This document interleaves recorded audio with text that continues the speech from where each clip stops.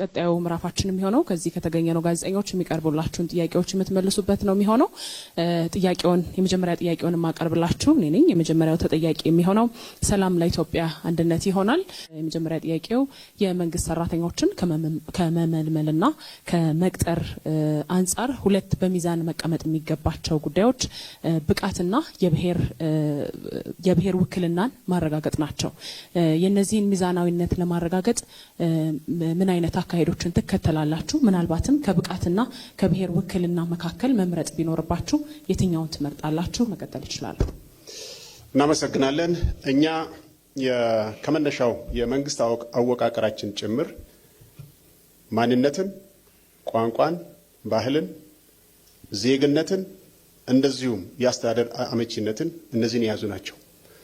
ስለዚህ ሁልጊዜ ሚዛናዊ የሆነ አካሄድ ነው የምንሄደው። ፌዴራሊዝማችንም ራሱ ተመጣጣኝ ፌዴራሊዝም ነው የሚባለውና ከዚህ አንጻር ምልመላና ቅጥር በቅድሚያ የብቃት ላይ የተመሰረተ ይሆናል። ብቃት ሲባል ግን ብቃትን ብቻ ይዞ መሄድ ሳይሆን ኢንክሉሲቭነስ ደግሞ ዳይቨርሲቲን የማካተት እና በብቃት ደረጃ የተመዘነ ዳይቨርሲቲን የማካተት ጉዳይ ነው የሚሆነው። ብቃትን ብቻ ይዘን የምንሄደው አይደለም። ዳይቨርሲቲን ወይም የብሔር ውክልና ብቻ ይዘን የምንሄደው አይደለም። የብሔር ውክልናም ብቃትም ሁለቱም የተመዛዘኑበት ሁለቱንም የሚያሟሉ አካላትን የመቅጠር ከዛ ውጪ ግን ሌሎች ማብቃት የሚፈልጉ አካላትና ብሔሮች ካሉ እነዛን እያበቁ ወደ ላይ ማድረስና ተመጣጣኝነትን መጠበቅ በእነዚህ መንገድ ነው የምናስኬደው። ወደ ቀጣዩ ፓርቲ አልፋለሁ። ቀጣዩ ፓርቲ የሚሆነው ባልደራስ ለእውነተኛ ዴሞክራሲ ነው። ተመሳሳይ ጥያቄ ነው የማቀርበው። የመንግስት ሰራተኞች ከመመልመልና ከመቅጠር አንጻር ሁለት ጉዳዮች ሚዛናዊ ጉዳዮች ይነሳሉ። እነዚህም ደግሞ የብቃትና የብሔር ውክልናን ማረጋገጥ የተመለከቱ ናቸው። እናንተ ይህንን በሚዛናዊነት ለማስኬድ ምን አይነት አካሄድ ትከተላላችሁ? ምናልባትም ከሁለቱ መምረጥ ቢኖርባችሁ የትኛውን ታስቀድማላችሁ? ችግሩ ያለው እዚህ ላይ ነው።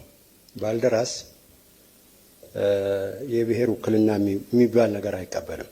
የትምህርት ስርዓቱን አሻሽሎ ሁሉም የኢትዮጵያ ዜጋ ይሄን ቋንቋ ተናጋሪ፣ ይሄ ማንነቱ የሆነ የዘር ግንዱ የሆነ ይሄ እኛ የምንቀበለው ፖለቲካ አይደለም። እኛ የዜግነት ፖለቲካ ነው የምናራምደው። ሲቪል ሰርቪስም ውስጥ የዜግነት ፖለቲካ እንዲሰፍን ነው የምንፈልገው። ዜግነት ማለት እያንዳንዱ የኢትዮጵያ 80 ብሔረሰብ የኢትዮጵያ ዜጋ ነው በእኛ አመለካከት። ስለዚህ በዜግነት ላይ የተመሰረተ ሆኖ ፍልስፍናው በአጠቃላይ ግን ለሙያ ብቃት ነው። ለዝግጁነት፣ ለሙያ ብቃትና ለአሰራር ልምድ ብቻ ነው ቅድሚያ የምንሰጠው። የብሔር ኮታ የሚባል ነገር በእኛ ፍልስፍና ውስጥ የለም። ይሄ ነው አገር የሚያበላሸው። በኢትዮጵያኖች መካከል ልዩነት ግድግዳ እየተፈጠረ አገር የተበላሸበት ምክንያት በዚህ ምክንያት ነው። የኛ ፖለቲካ የዜግነት ፖለቲካ ነው። ሲቪል ሰርቪሱም በዚሁ መሰረት እንዲመራ ነው የምንፈልገው። በሙያ ብቃት፣ በትምህርት ደረጃ፣ በሙያ ብቃት፣ በአሰራር ልምድ። ከዚህ ውጪ ሌላ መመዘኛ ካለ ያ ሲቪል ሰርቪስ አይደለም። በሲቪል ሰርቪስ ዓለም አቀፍ ዴፊኒሽን መሰረት ለብሔረሰብ የሚሰጥ ኮታ ይሄ ሲቪል ሰርቪስ አይደለም። ይሄ ነው ችግሩ እና የኛ የፖለቲካ አመለካከት ጨርሶ የተለየ ነው። ምናልባት አሁን ባሉት መመዘኛ ሁለት ተመሳሳይ ውጤት ያላቸው ተመሳሳይ ልምድ ያላቸው ሰዎች ቢመጡና ውጤታቸው ወይም ደግሞ የብቃት ማረጋገጫቸው እኩል ቢሆን መለያችሁ የሚሆነው ምንድን ነው? እኛ እንግዲህ ለምሳሌ 3 ሰዎች ይፈተናሉ። 3ቱ ሰዎች ተመሳሳይ ማርክ ሊያገኙ አይችሉም። ካገኙ ከ3ቱም ተመሳሳይ ማርክ ካገኙ ሌላ ፈተና ይዘጋጃል። በዛ ፈተና ባመጡት ግሬድ መሰረት አንደኛው ተቀባይነት ያገኛል ማለት ነው። ከየትኛውም ብሔር ይሁን ምናምን የሚባል ነገር ኮንሲደሬሽን ውስጥ አይገባም።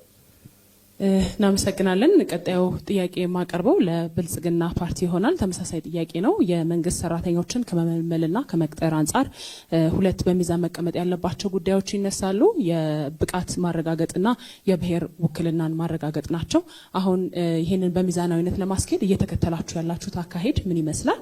ምናልባትም ደግሞ ስልጣን ብትይዙና በቀጣይ መምረጥ ቢኖርባችሁ ከሁለቱ የትኛውን ትመርጣላችሁ? አመሰግናለሁ።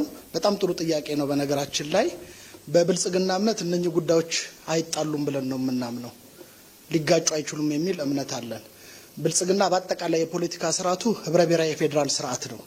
ይሄ ስርዓት ደግሞ ብልጽግና የፈጠረው ሳይሆን በእኛ እምነት የኢትዮጵያ እውነት ነው ብለን ነው የምናምነው። የምንሸሸው ነገር አይደለም። ኢትዮጵያ የዳይቨርሲቲ ሀገር ነች። የዳይቨርሲቲ ሀገር መሆኑ እውነት ሆኖ ሲያበቃ ስለሸሸን ስለደበቅን የብሔር ጉዳይ የዳይቨርሲቲ ጉዳይ አናነሳም ስላልን እንደብቋለን ብለን አናምንም። ስለዚህ የሲቪል ሰርቪስ መዋቅራችንን በሚመለከት የሚደራጀው በሜሪት ነው። ሜሪትን ማዕከል ባደረገ መንገድ ኮታ ሳይሆን ዳይቨርሲቲን ደግሞ ታሳቢ ባደረገ መንገድ ነው የምንሄደው። ዳይቨርሲቲ ሲባል ግን የብሔር ብቻ አይደለም። በእኛ እምነት የብሔር አለ፣ የቋንቋ አለ፣ የጾታ አለ፣ የአካል ጉዳተኞች አለ። ማኒፌስቶችን ላይ የጻፍ ነው ማለት ነው። እነኚህን ጉዳዮች ከብቃት ጋር ባማከለ መንገድ የሲቪል ሰርቪሱ መዋቅራችን እንዲደራጅ እናደርጋለን። እነኚህ ጉዳዮች አይጣሉም። የሚጣሉ ይመስለናል፣ ግን አይጣሉም። ማስታረቅ ለየትኛው ቅድሚያ ትሰጣላችሁ? ቅድሚያ መስጠት ቢኖርባችሁ ቅድሚያ የምትሰጡት ከብቃትና ከብሔር ውክልና አንጻር ለየትኛው ቅድሚያ ትሰጣላችሁ? ቅድሚያ መስጠት አይጠበቅብንም። የእነኚህ ነገሮች ድምር የውጤቱ አካል ይሆናል። ስለዚህ ግን እነኚህን ነገሮች ግን ሁሉንም እንትን እናደርገዋለን ማለት ነው፣ ታሳቢ እናደርገዋለን ነው እያልኩ ያለሁት። ዳይቨርሲቲ እኩል ነጥብ ትሰጣላችሁ ማለት ነው። ፈተናዎች ይዘጋጃሉ። ሜሪትን ማዕከል ያደረገ ፈተና ይዘጋጃል። የባህሪያዊና የቴክኒክ ፈተናዎች ይዘጋጃሉ። እነኚህ ፈተናዎች ፒውር ናቸው፣ ግን ደግሞ ለዳይቨርሲቲ ደግሞ ራሱን የቻለ ኮንሲደሬሽን ይኖረናል። መታወቅ ያለበት ነገር ምን አይነት ኮንሲደሬሽን ነው የሚኖራችሁ? ፕራዮሪታይዝ ማድረግ። ለምሳሌ እዚህ ሀገር ውስጥ ማወቅ ያለብን ነገር አሁን ራሱ እንደዚህ አድርገን ሰርተን ራሱ አንድ ፐብሊክ ሰርቫንት አንድ ግለሰብ የሌለው ከ17 በላይ ብሔረሰቦች ያሉበት ሀገር ነው። ስለዚህ ሜሪቱን ጠብቀን ግን ደግሞ ዳይቨርሲቲ ከግምት እናስገባለን። ቀጣዩ ፓርቲ ያልፋለው። የመጨረሻው ተጠያቂ ፓርቲ የሚሆነው ትብብር ለኢትዮጵያ አንድነት ነው። ጥያቄውን አቀርባለሁ። የመንግስት ሰራተኞች ከመመልመልና ከመምረጥ አንጻር ሁለት በሚዛን መቀመጥ ያለባቸው ጉዳዮች ይነሳሉ። ቅድም እንደገለጽኩት የብቃትና የብሔር ውክልናን ማረጋገጥ ናቸው። ስለዚህ እናንተ ስልጣን ላይ ብትመጡ ይህንን ለማስኬድ የምትከተሉት አካሄድ ምንድን ነው? ከሁለቱስ መምረጥ ቢኖርባችሁ የትኛውን ታስቀድማላችሁ? መቀጠል ይችላል። እሺ፣ አመሰግናለሁ። ጥሩ ጥያቄ ነው። ሀገራችን ለገባችበት ውጥንቅጥ ዋናው መነሻው ብሔር ኮንሲደር መደረጉ ነው። አሁንም ከዚህ አባዜ አልተላቀቅንም። ስለዚህ እኛ ሙሉ ለሙሉ ከብሔር አሰራር ነፃ እንወጣለን። እኛ የምናምነው ትብብር ለአንድነት ኢትዮጵያ አንድ ህዝብ ነን ብለን ነው የምናምነው። ስለዚህ ፕሬዚደንሻል ነው የምንከተለው። ሰው በአካባቢው የራሱን ተወካይ ይመርጣል። ሲመርጥ ማንነቱን ያውቃል። አስተዳደጉን፣ ሀብቱን፣ ሁሉን ነገር የሚያውቀው ነው የሚመርጠው። ከዛ በተጨማሪ ላለው ሰራተኛ ሜሪትን ቅድሚያ እንሰጣለን፣ ወይም የትምህርት ዝግጅትን፣ የስራ ልምድን ነው የምንሰጠው እንጂ ብሔር እውቀት አይሆንም። አንድ ሰው በአንድ ብሔር ስለታቀፈ ብቻ እውቀት አለው ብለን አናምንም። ስለዚህ ለብሔር የምንሰጠው ቦታ የለም። ነገር ግን ያሉትን ጎሳዎች፣ ቋንቋዎች፣ ባህሎች እናከብራለን። አንድ ሰው በብሔር እድል ሲሰጠው በተዘዋዋሪ ከብሔር ውጪ ጾታ፣ አካል ጉዳተኞች፣ እነዚህን አካታችነት የሚመለከቱ ጉዳዮችንስ እንዴት ታያቸዋል? እነዚህን በደንብ አድርገን እናካትታለን። የሴቶች ሚና ከፍ ያለ ቦታ ይኖረዋል። የአካል ጉዳተኞች፣ የወጣቶች በማኒፌስቶችን ላይ በደንብ አድርገን ቀርጸነዋል።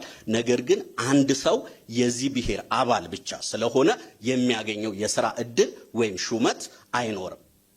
ባጭር ቋንቋ ይሄ ነው። በፌዴራል መንግስቱ ሲቪል ሰርቪስ ውስጥ ውክልና ለሌላቸው ብሔሮች ምን አይነት እድል ታመቻቻላችሁ? እኛ ለኢትዮጵያ ሕዝብ ነው የምናመቻቸው እድል። የኢትዮጵያ ሕዝብ ሲመቻችለት በተዘዋዋሪ ከየትኛውም ጎሳ ይምጣ እድል ያገኛል ማለት ነው። እድል ያገኛል እንጂ ይሄኛው ብሔር አልተወከለም፣ ይሄኛው ብሔር ጎሎበታል፣ ይሄኛው ብሔር ብዙ ቁጥር ስላለው ብዙ ቦታ ውክልና ይኑረው የሚለው አስተሳሰብ 100% ውድቅ ነው። ይሄንን ለመቀየር ነው የምንታገለው። ያልተወከሉትን በልዩ ሁኔታ የምታመጡበት አሰራር ይኖራችሁ ይሆን? አይኖረንም። ወደሚቀጥለው መርሃ ግብራችን ነው የምናልፈው። ቀጣዩን ጥያቄ የሚያቀርብልን ባልደረባዬ አንዱዓለም መናን ይሆናል። ወደዛ እናልፋለን። አመሰግናለሁ። ክቡራትና ክቡራን፣ ሰላም ለኢትዮጵያ ፓርቲ ሲቪል ሰርቪሱ በአሁኑ ሰዓት የስልጣን መጠቀሚያ ሆኗል የሚል ሀሳብ አንስተዋል። እናንተ በምትከተሉት የሲቪል ሰርቪስ አሰራር ሲቪል ሰርቪስ ከፖለቲካ ነጻ እንዲሆን ልትከተሉት የሚችሉ ግልጽ አሰራር ምንድን ነው? እኛ ከፖለቲካ ነጻ የምናደርገው ከመጀመሪያው የመዋቅሩን በማስተካከል ነው። የሲቪል ሰርቪስ ጉዳይ የተቋም ጉዳይ እንጂ የሲቪል ሰርቪሱን ብቻ በመመልከት የሚፈታ አይደለም።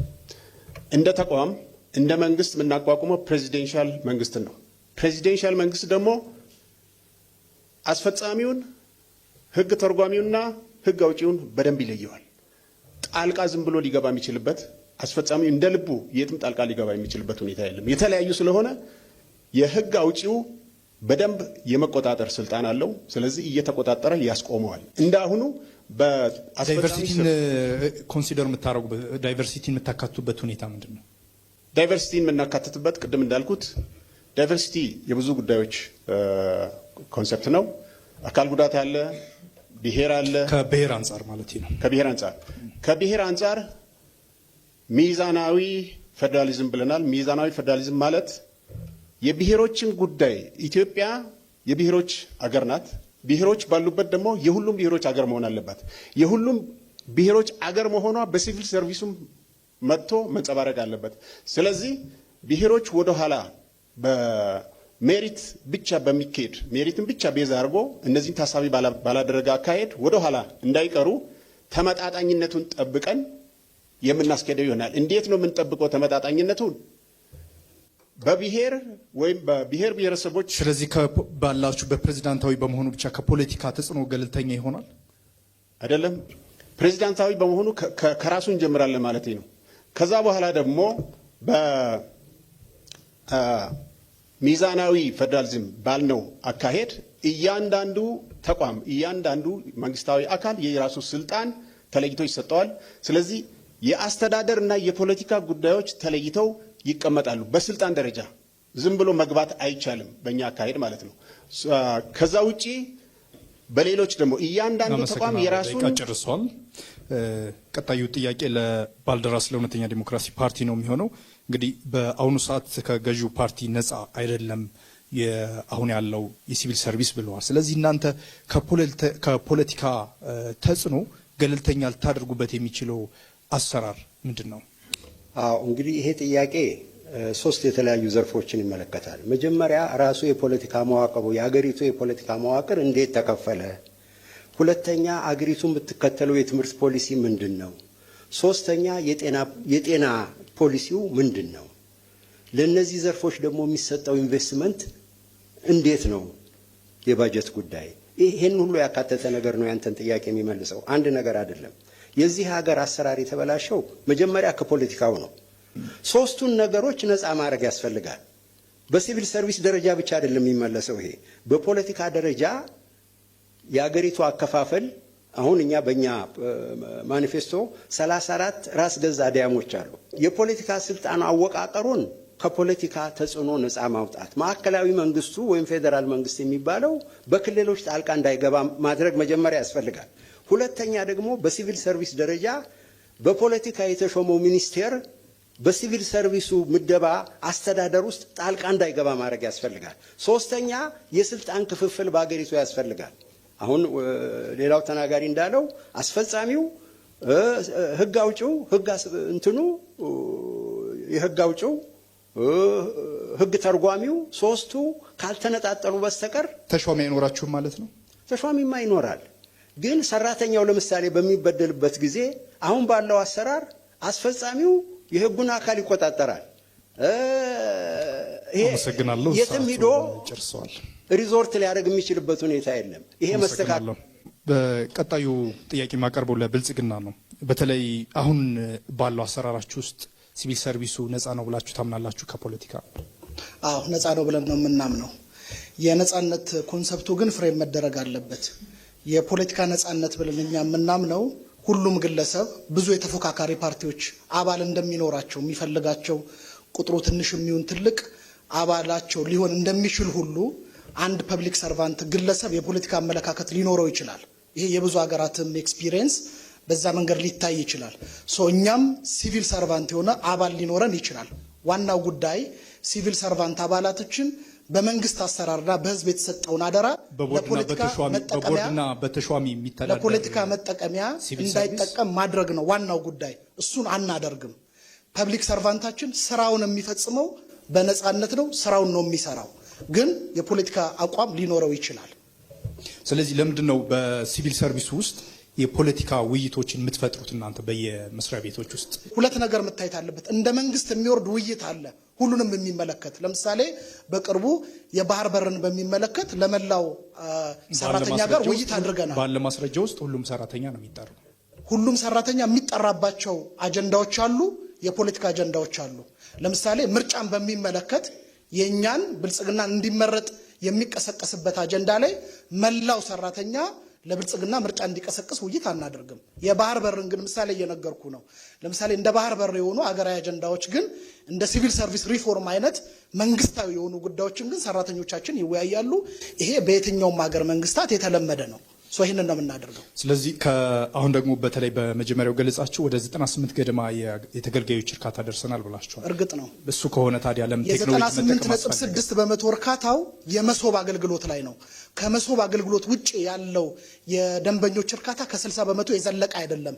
ግን አላማችን ምንድነው? በቅርቡ የጀመርነውን የመሶብ አገልግሎት በመላው ሀገሪቱ አዳርሰን 98.6% ማድረስ ነው። እናመሰግናለን። ደቂቃውን ጨርሰዋል። ትብብር ለኢትዮጵያ እንግዲህ የፖለቲካ አባልነት እና መመዘኛ በሲቪል ሰርቪሱ ውስጥ እያጋጠመ ነው አሁን ባለው ሁኔታ ብላችኋል። ስለዚህ እናንተ በሚኖራችሁ ሁኔታ እንዴት አድርጋችሁ ነው ከፖለቲካ ነፃና ገለልተኛ ሲቪል ሰርቪስ የምትገነቡት? ከፖለቲካ ነፃ የሆነ ሲቪል ሰርቪስ እንገነባለን። ይሄን የምናደርገው የመጀመሪያው አደረጃጀቶችን በመፍቀድ ነው። አደረጃጀቶች ስንል ሰራተኛው የመደራጀት መብት ይኖረዋል። ከተደራጀ ጥያቄ መጠየቅ ይችላል። ሙሰኞችን ማጋለጥ ይችላል። አንድ ሰው ባለው የፖለቲካ አመለካከት ብቻ በተቋም ውስጥ ባለው የፖለቲካ አሰራር እንዲሳተፍ አናደርግም። እርግጥ ነው ፖለቲካና አድሚኒስትሬሽን አይነጣጠሉም፣ አብረው እንዲጓዙ እናደርጋለን። ይሄን ስናደርግ ግን ባለስልጣኖችን ወይም ሹመኞችን እንዴት መቆጣጠር እንችላለን? ኮሚሽን እናቋቁማለን። ይሄን ጉዳይ የሚያጣራ አላግባብ ጥቅም ያገኙ ሰዎችን የሚያጣራ ኮሚሽን ይቋቋማል። ኮሚሽኑ ፍትሃዊነትን ያረጋግጣል። የማይለያይበት ከሆነ በፖለቲካ ጣልቃ መገቡበት ሁኔታ ይኖራል ማለት ነው። ከአስተዳደር አንፃር እኛ ጣልቃ እንገባም ወይም በፖለቲካ አንድ ሰው ላይ ጣልቃ አይገባም።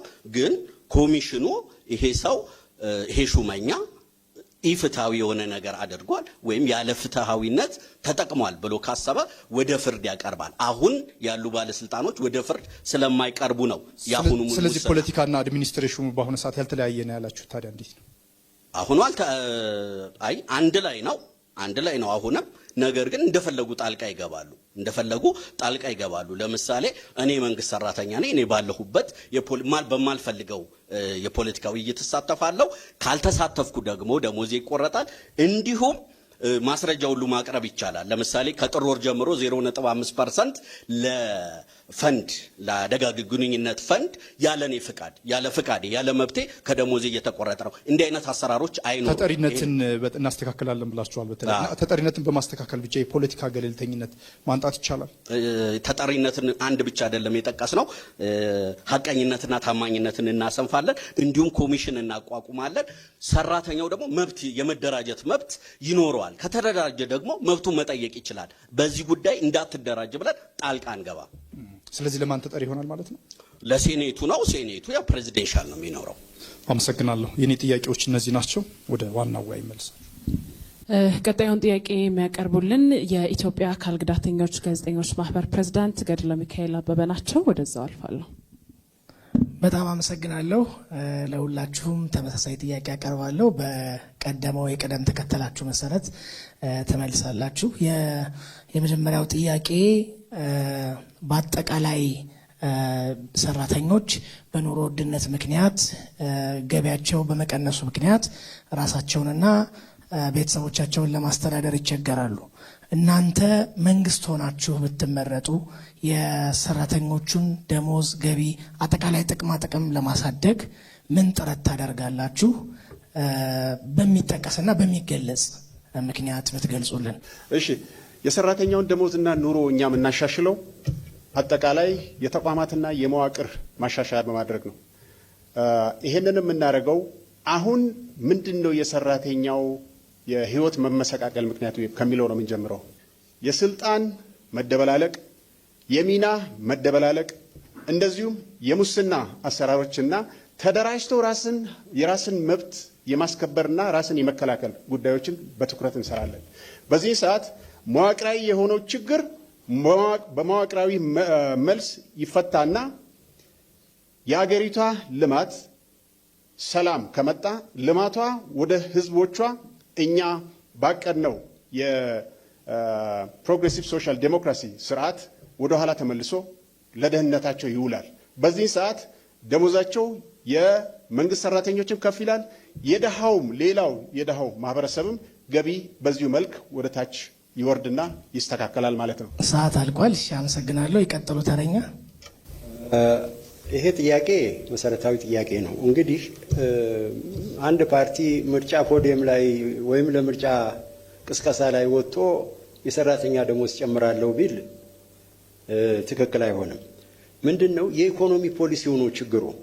የኢኮኖሚ ፖሊሲው የተዛባ ስለሆነ ብልጽግና የሚከተለው የኢኮኖሚ ፖሊሲውን በማስተካከል የሀገሪቱን ኢኮኖሚ ማሳደግ ይቻላል።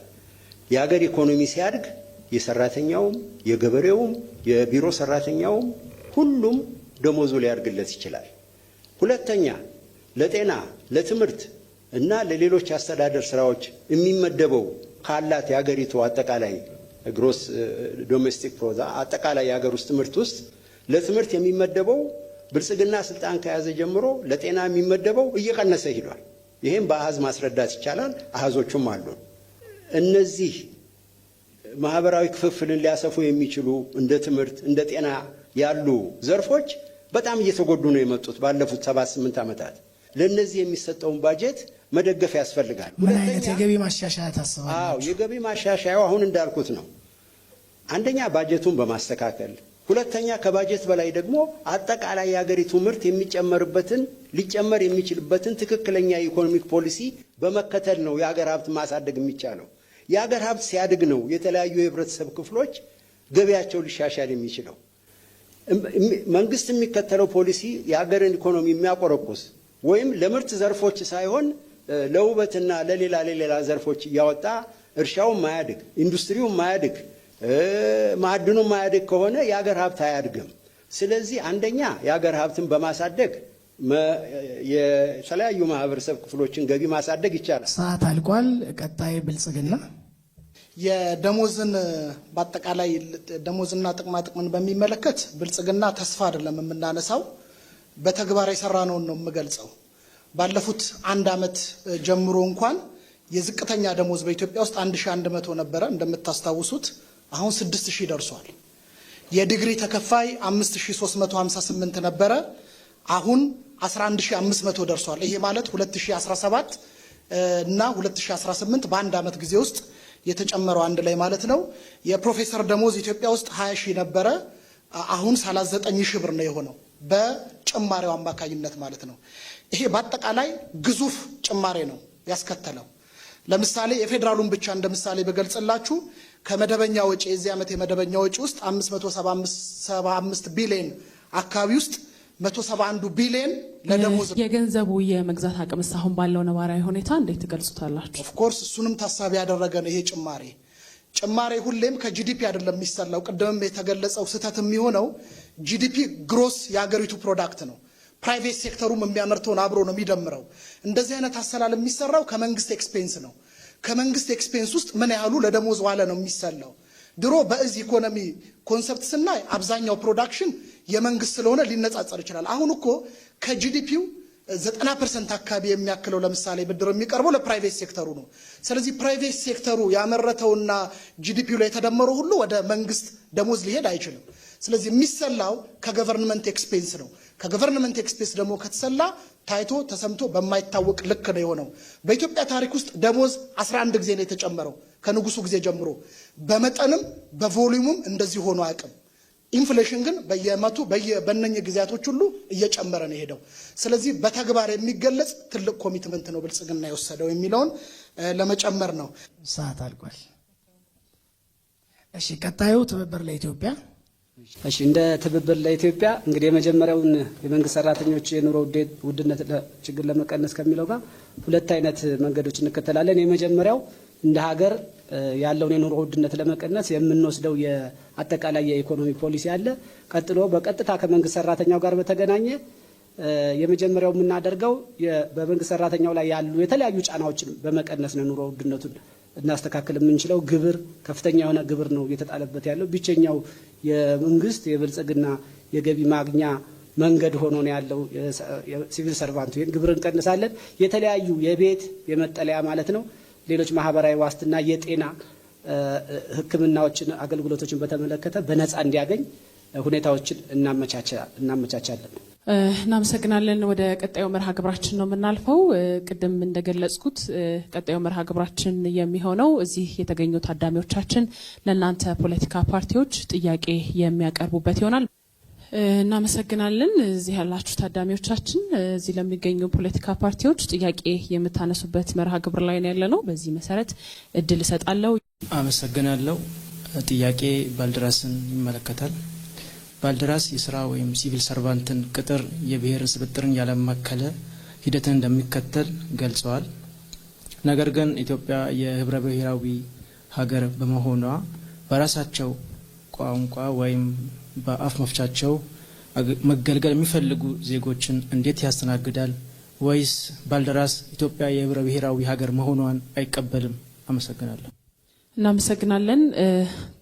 ተጠያቂው ባልደራስ ስለሆነ መቀጠል ይችላሉ። እሺ አመሰግናለሁ። ያው ጠያቂያችን እንዳሉት የኢትዮጵያ የብሔር ብሔረሰቦች ሀገር ነች። ስለዚህ ከአካታችነት ጋር ተያይዞ የተነሳ ጥያቄ ነው። እኛ ምንድነው መጀመሪያ ሲቪል ሰርቪስ ምንድነው ነው የብሔሮቹ ውክልና ምናምን አይደለም እየሰራን ያለ ነው። የሆነ አገልግሎት የሚፈልግ አካል አለ። የየትኛውም ብሔር የየትኛውም ዜጋ ይሁን የትኛውን ቦታ ይሁን ለምሳሌ አማራ ክልል ብንሄድ የሌላውን ብሔር ሊመጣ ይችላል፣ አማርኛ ቋንቋ የማያውቅ ማለት ነው። ያን ሰው ያ ተቋም ያ አገልግሎት ሰጪ መስሪያ ቤት እንዴት ያስተናግደዋል ነው። በእውነቱ ይህንን በብሔር ኮታ በዘር በሃይማኖት መመደብ እንዴት አይነት ሀገር የሚገድል እንደሆነ ሰፊው ሕዝብ ያውቃል ብለን እኛ እናስባለን። ስለዚህ የምናካትተው እንዴት ነው? ያ ሰው ቋንቋ የማይችል ከሆነ በቋንቋው እንዲናገር የእሱን ቋንቋ የሚናገር አካል አስተርጓሚ እንዲኖርለት ይደረጋል። አካል ጉዳተኛና መሰል ከሆነም ደግሞ አሁን የምናየው የሂስሙላ መመሪያዎች አሉ። መመሪያዎቹ ወርቅ ናቸው። በየመስሪያ ቤቶቻችን እናውቃቸዋለን። ግን ከወረቀት እኮ ያለፈ አይደለም። ሀገራችን እንደ ሌሎች እንድትሆን በደንብ መስራት አለብን ብለን እናስባለን። ስለዚህ ምቹ ከተባለ ምቹነቱን የሚያረጋግጥ ይህንንም የሚቆጣጠር በዚያ ተቋም ለምሳሌ አካል ጉዳተኛ የሚሆን የየትኛውም ማህበረሰብ ይሁን ያ አካል አገልግሎት አለማግኘቱን በግልጽ ሳይፈራ ሳይሸማቀቅ የሚያቀርብበትን አስተያየት የሚሰበሰብበትን እነዚህ አስተያየቶች ደግሞ ከሲቪል ሰርቪስ መመሪያው አንጻር መመለሳቸው እናያለን እንጂ በብሔር አገልግሎት አይሰጥም።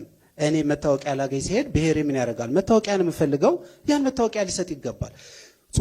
ብሔሬ ለምን አስፈለገ? እዚያ ላይ የዚያ ብሔር ተወካይ መሆኔ የመጣ ማንኛው በግለሰብ ዜግነት ላይ ስለምንመሰረት አንድ ዜጋ ከ86ቱ ብሔር ብሔረሰብ የወጣ ነው። ቋንቋው ይታወቃል። ያ መብቱ በየትኛውም የሀገሪቱ ጥግ እኩል እንዲከበርለት እንጂ በብሔር ማነሱ በብሔር መብዛቱ ለአገልግሎቱ ተደራሽነት እንደ መስፈርት መሆን ሀገርን የሚለያይ በዜጎች መካከል ጥርጣሬና ጠላትን የሚያመጣ ስለሆነ ፈጽሞ ባልደራስ ይቃወማል። ይሄን ሰዓት አልቋል። ወደ ቀጣዩ ተጠያቂ አልፋለሁኝ።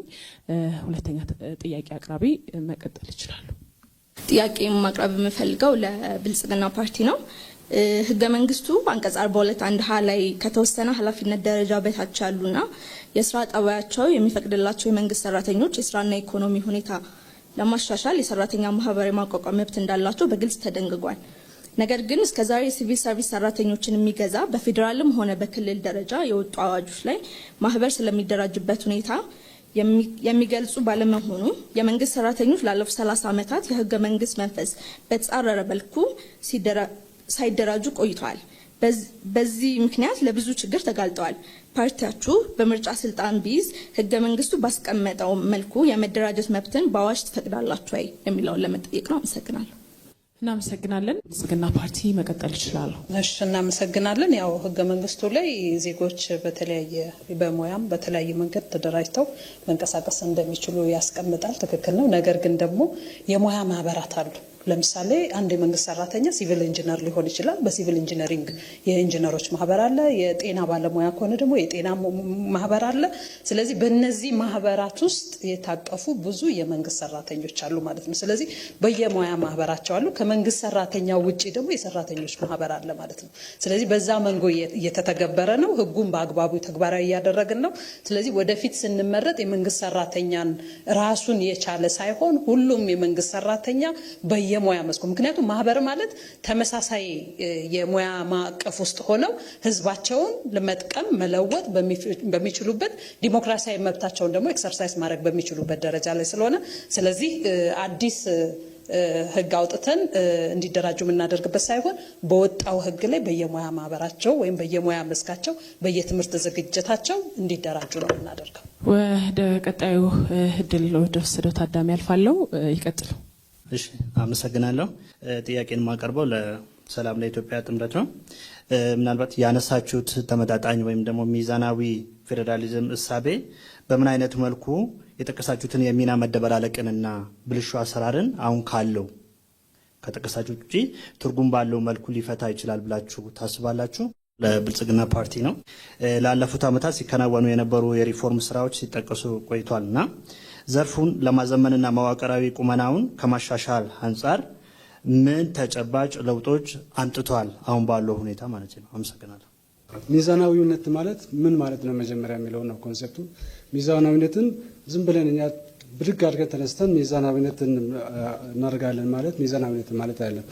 ምንድን ነው ሚዛናዊነት ራሱ? ስለዚህ ከትርጉሙ ከተነሳን ማናቸውም ዜጎች ባሉበት አካባቢ ሆነ በተለያዩበት በሚሰሩበት አካባቢ ላይ በትክክል የሚገባቸውን ስራና እንትን እያገኙ ነው ወይስ ደግሞ እየሰሩ ነው ወይ ሲባል አይደለም። ለዚህ ምንድን ነው ሲባል ሚዛናዊነት ስለሌለ ነው ማለት ነው። ሚዛናዊነት ማለት ነው ሜሪት ማለት ነው፣ ሌላ ነገር የለም።